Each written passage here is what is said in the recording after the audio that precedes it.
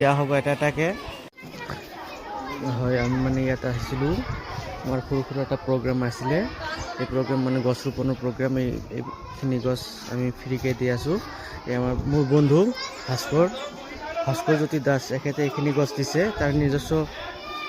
nursery এখন আছে তাৰ পৰা দিছে এইখিনি গছ অনা হৈছে আৰু এইখন বিদ্যালয়ত আমাৰ দিয়া হ'ব সকলো ল'ৰা ছোৱালীক দিবৰ কাৰণে আমি লৈ আহিছিলোঁ আমাক ইমান ধুনীয়াকৈ এই ছাত্ৰ ছাত্ৰীসকলে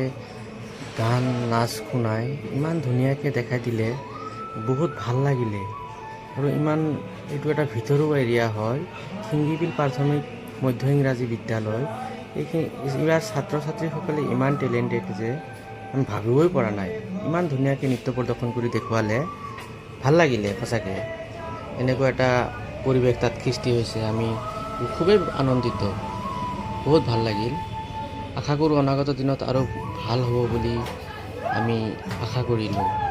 ধুনীয়াকৈ নাচি আমাক সন্মান জনাই তেখেতে বিদায় দিলে খুব ভাল লাগিলে মৰমো লাগিলে একদম কণ মৰম লগা ছাত্ৰ ছাত্ৰীসকল বহুত ধুনীয়া সিহঁতে ইমান ধুনীয়াকৈ ডান্স ভাবিবই পৰা নাই